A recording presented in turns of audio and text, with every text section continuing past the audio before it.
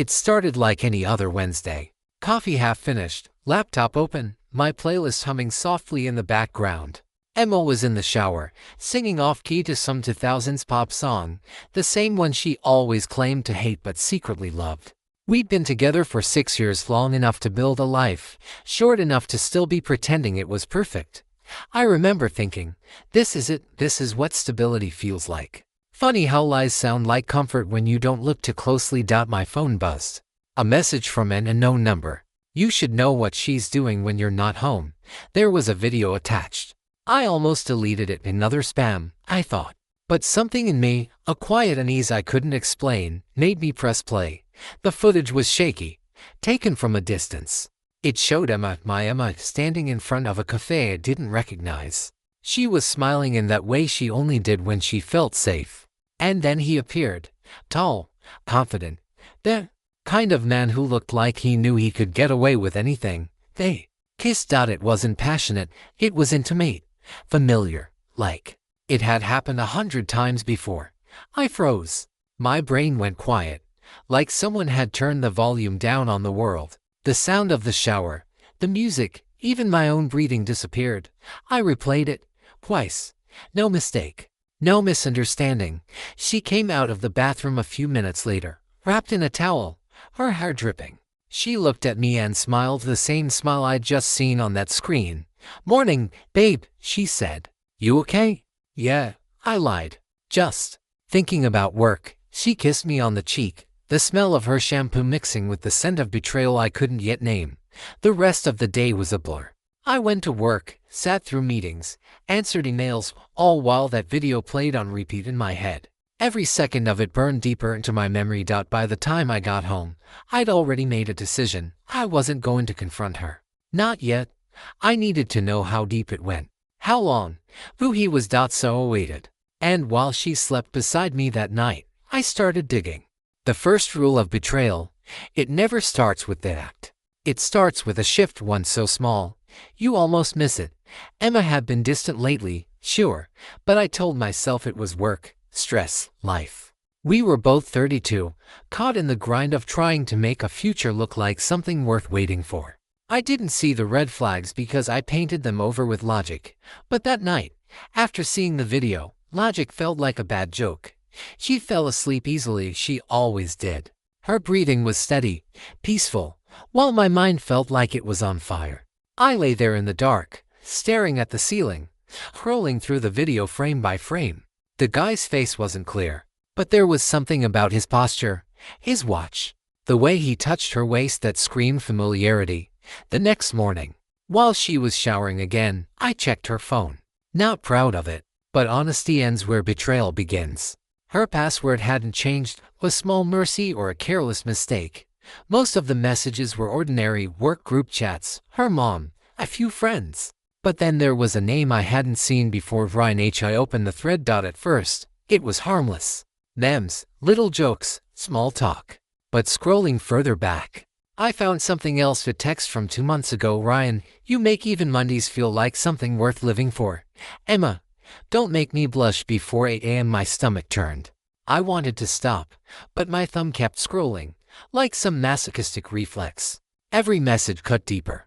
Late night confessions, plans, hotels, and then a photo, blurry but unmistakable, Emma sitting in his car, laughing.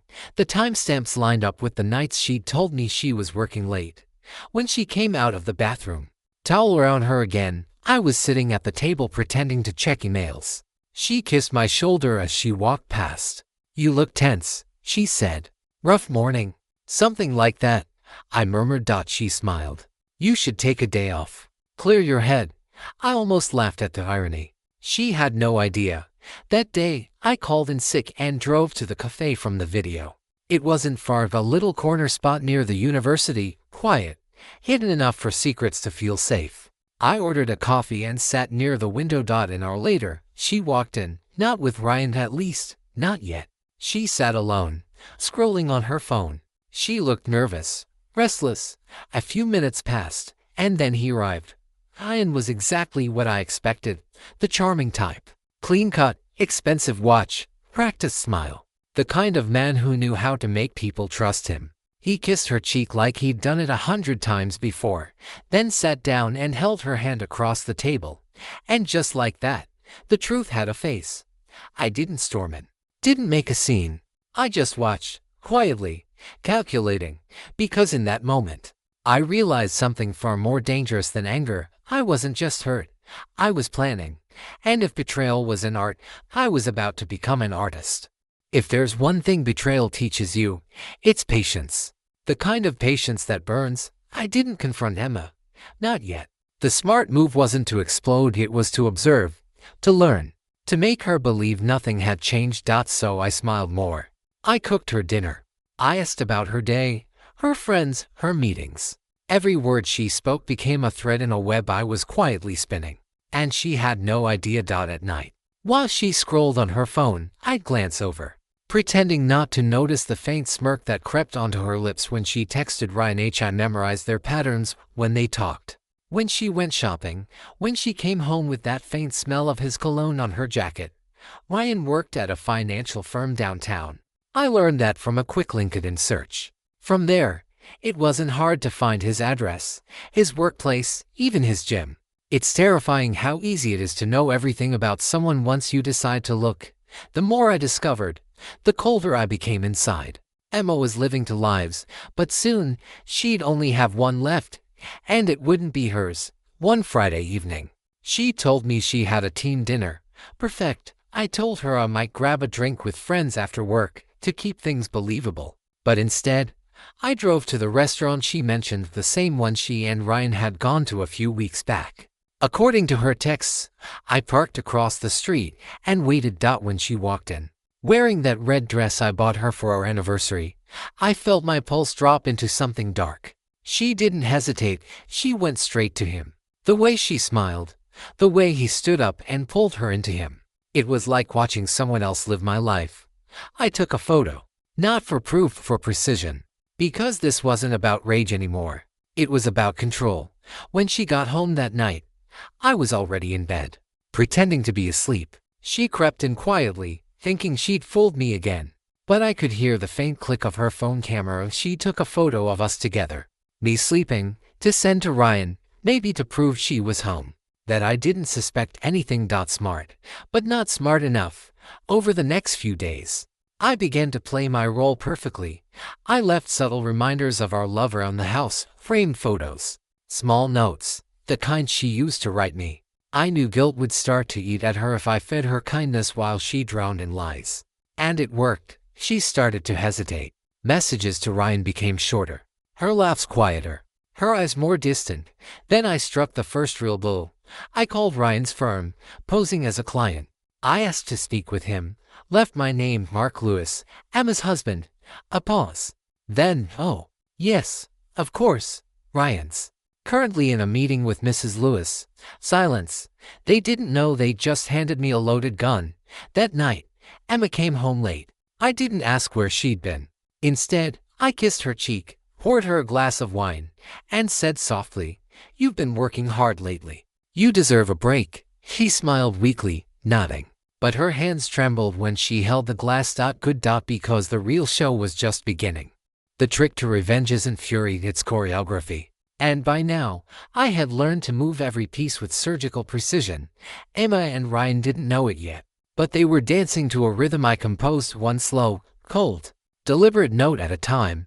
The first move was digital. One evening, while Emma showered, I sensed her phone to my laptop. She'd left her cloud logged in beforehand. I'd made sure to remember the password. Within minutes, I had full access to her messages, her photos, her calendar. Everything, every secret she thought was buried in private chats was now sitting neatly on my desktop. Every photo she sent him, every text, every "I miss you," and he doesn't suspect a thing. I didn't rage. I didn't even cry. I just read and learned. Next, I created a new email. One that looked almost corporate. From there, I sent Ryan an anonymous message. "Someone at your firm has been sharing confidential client information. We're conducting an internal review. Please do not discuss this with anyone." The moment I hit send, I could almost feel the ripple of paranoia spreading. 2 days later, Emma mentioned casually that Ryan had been stressed about work. Perfect. Paranoia had entered his bloodstream. Then I planted the second seed, one closer to home. While Emma slept, I slipped my old watch into her purse. The same watch she thought I'd lost months ago. A small, meaningless object, except for what it would become. The next morning, when she left for yoga, I followed her from a distance. She wasn't heading to the studio, she was heading to Ryan's apartment. I waited in my car until she went inside. Then I smiled, drove away, and called Ryan's firm from a payphone. "This is Mark Lewis. I'd like to schedule a meeting with Ryan Hale. Regarding a personal matter." I made sure to sound calm, reasonable, and threatening. The kind of man no one suspects until it's far too late. 2 days later, Ryan received the hand-delivered envelope at work. Inside, a single photo of Emma and him together at the restaurant and a note in neat handwriting. "Every secret has a cost. Yours are coming due." No signature, no threat, just truth wrapped in mystery.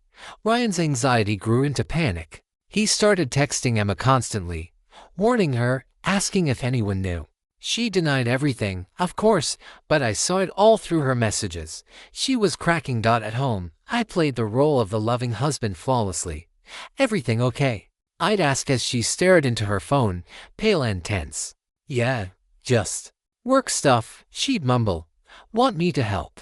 She'd force a smile. "No, it's fine." But her hands, they were trembling. Then came the third move. I uploaded a few of their messages to a private blog, anonymous and traceable, titled Office Confessions, Love Behind Closed Doors. Within 24 hours, it started getting attention. People in Ryan's company were reading it, whispering about it. He was nervous. He started skipping work, calling in sick. And Emma, she was losing sleep. I'd won half the war already, but it wasn't enough. Revenge isn't about breaking someone quickly. It's about letting them feel the walls closing in, inch by inch, until the air itself becomes punishment. The next phase would be the final descent, where the lines between guilt, fear, and truth would blur completely. And by the end, Emma wouldn't even know what was real anymore.